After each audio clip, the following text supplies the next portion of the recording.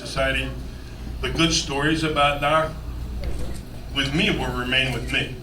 Okay?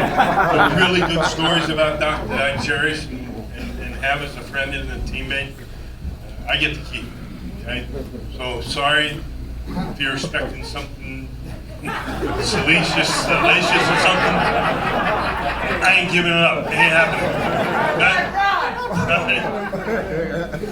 I will tell one story about Doc, and it involves his nephew, who had a pretty good career too.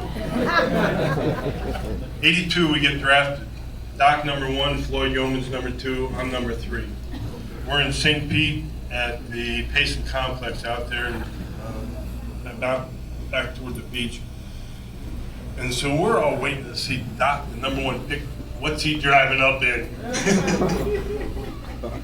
And I'm pretty sure that Gary was with you when you came to the ballpark that day. And you got out of the car, and I don't remember what kind of car it was, but it was nice. But the thing was, Doc was one of the guys.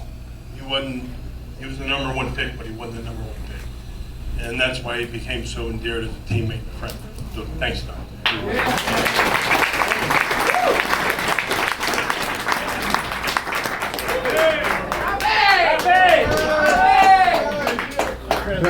Hey, Doc, where you find those shoes, man?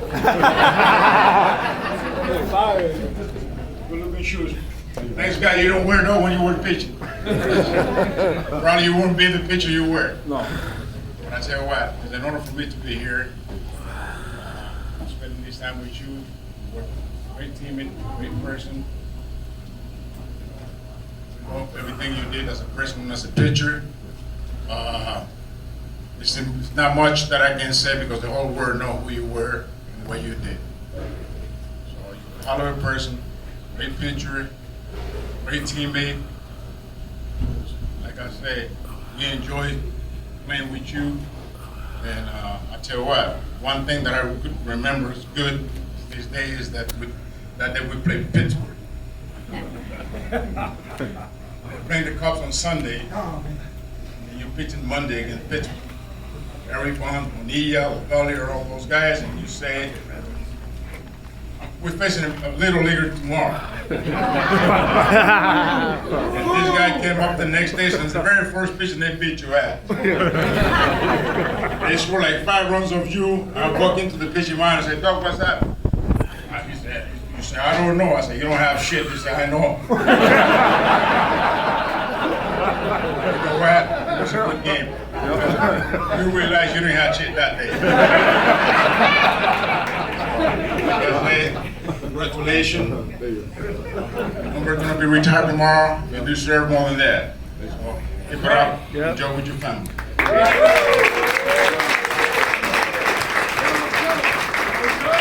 So, I'm just happy for Doc and his family. To have your number retired is like the greatest thing that could ever happen to you. Going to the Hall of Fame, that might be something. But when your number's retired, that's forever. And every time a fan walks in that ballpark, they're going to see your number up there. And they're going to think about you. And they're going to know who Doc was. And a couple things. With Doc, when you played behind him, it was like a day off because he never got a ground ball. Yeah, thank God, right? I knew that was coming.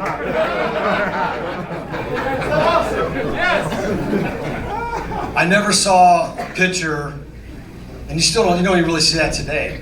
A guy that takes a mound and the whole stadium is just electrified by him. And had the K corner up there. Couldn't wait. And people, oh man, it was unbelievable. It was an event when Doc pitched. And he's a Bucks fan. I know we got some Bucks fans in here. Yeah, we do. And pitchers today, this will be the last thing. Pitchers today, everybody throws hard, right? Everybody throws gas. We know that.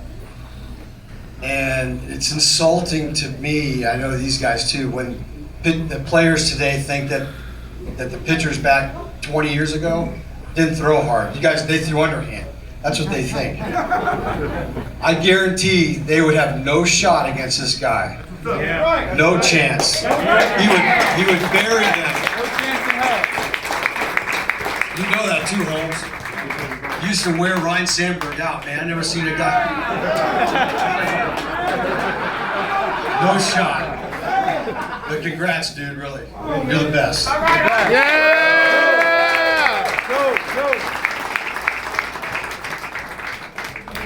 Well, you all are listening to the Wild Bunch right here. These are kids. When I was toward the end of my career, I was fortunate enough to, Doc being with me toward the end of my career, and these guys just breaking into the big leagues.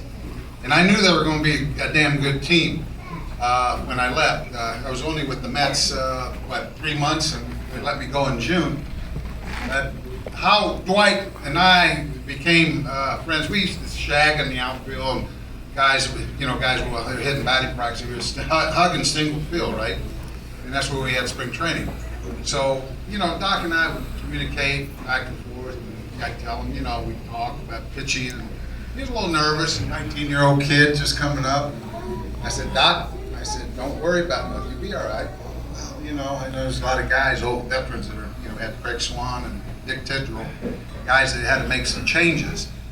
So one day toward the end of spring training, and this is how this all, I read it, but this I'll tell you again how it all happened. I'm standing out in center field shagging for the hitters, and Dwight comes running out of the office, and apparently they had asked Dwight if he'd consider going back to AAA. And he come running out because they had to make roster changes at that time. So Dwight comes running out to me and said, Mike. I said, what's up, Dwight?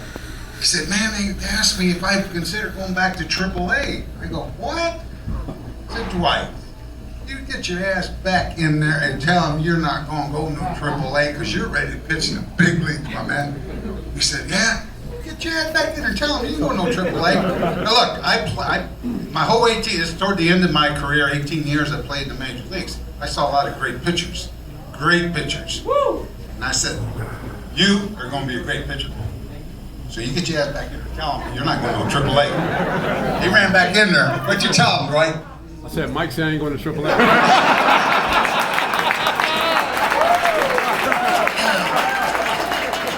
Believe me, by what I saw, and these guys saw it too, this man had fabulous stuff.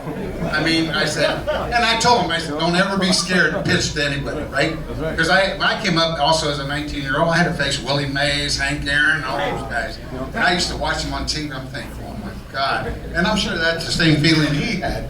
So I had to pass that along. I said, you're not scared of nothing, okay? You hit that mound, you're the king. You're the king of that hill. And that's what, we used to talk about. You get there and, take it to him, man, because you can pitch. And congratulations. I